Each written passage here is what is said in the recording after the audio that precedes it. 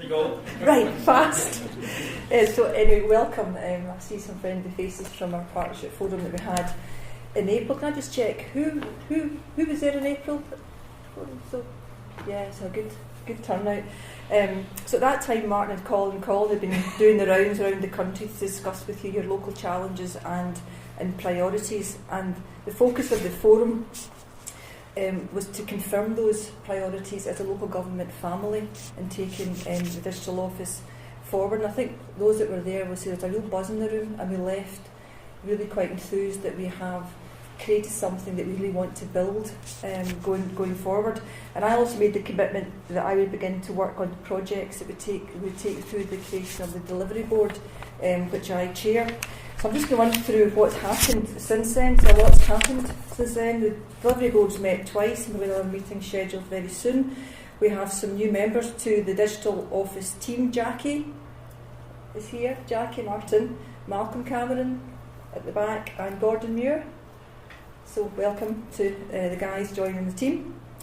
So through the delivery board, we've been establishing our programme management toolkit, which includes importantly benefits realisation and plan. And we did this not in isolation, we did this building on your experience across the sector. And we also based the work on the principles of Audit Scotland's Principles for a Digital Future report, which I think hopefully most of you have read, and it's really well written and lots of great guidance.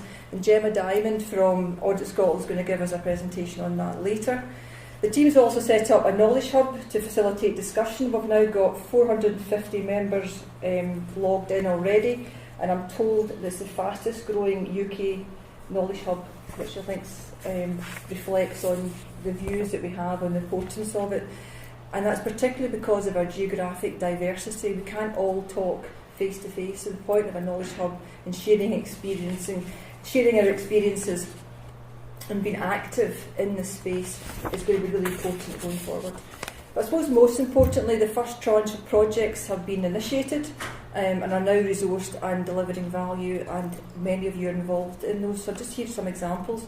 The GDPR programme, which I think frightens the death out of all of us, has created a toolkit and a project plan that's going to help all of the councils in the partnership to prepare for the implementation of the new data protection legislation next May, which is certainly not far away now.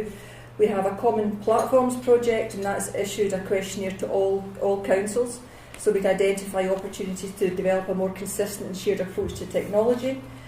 The digital office has received funding from the UK, it's a long word, long phrase, UK Government and Scottish Government's Cyber Security Programme to recruit a Chief Information Security Officer for our sector, and that person will lead on cyber security programme. We have a digital maturity project which is currently at alpha stage, working with CMT members across Falkirk, Highland, Scottish Borders and South Lanarkshire, and those councils are currently being interviewed to evaluate their digital leadership capabilities, which will be helpful for all of us to learn from. We've just undertaken a dry run of a webinar on digital transformation that's planned with our elected members, and that was done with the support of the Improvement Service. There's a great progress been made with our digital education programme, including Next Generation CMIS, which Danny will give us an update on, and the parent portal, which again is being developed with Improvement Service and is due to be trialled over the coming months with a number of councils.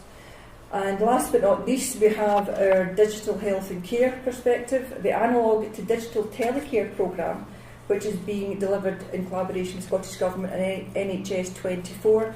It starts to develop advice that can help councils prepare for digitising community alarm systems, which we'll all benefit from. And in fact, the first wave of digital telecare trials in Scotland, based in Perth and Kinross and Edinburgh, are due to commence within the next couple of months. And I think what's really important is this programme of projects that we have in place at the moment is regarded as leading the way in the UK, and I think we should be very proud of the progress that we've made in recent months.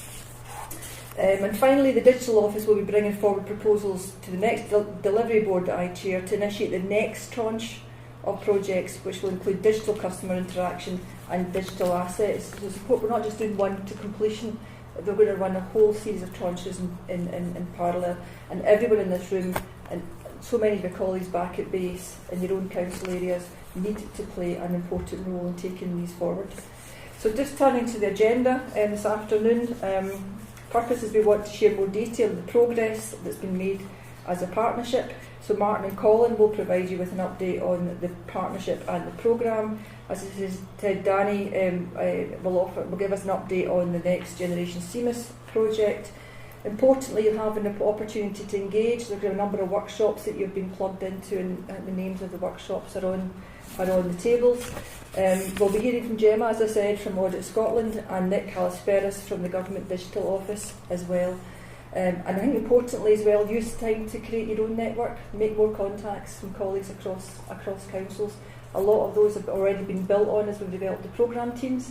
Because you remember when we met in April, we asked for leaders, for participators and followers, and really we have taken those forward. I think it's really important that we do more and more collaboration and networking across councils. The last thing I'd like to pick up on is an issue that Martin's going to talk with you is about a partnership charter. We need to collaborate and we need proper partnering. I mean, we must commit to it if we're going to make this partnership a success. So Martin's going to introduce you to the concept of a partnership charter, which we'd like to develop with you. And finally, Lorraine has got the hard bit to sum up at the end, to bring proceedings to an end, reflecting on the day and outlining the next steps for the partnership in advance of the next partnership forum. So please enjoy your day. I think I was discussing with Colin the other day, this is not something we just do every now and again, this is now part of our day job. And the more we partner, the more we collaborate, the more we'll succeed as a local government partnership. So I hope you enjoyed the afternoon. Thank you.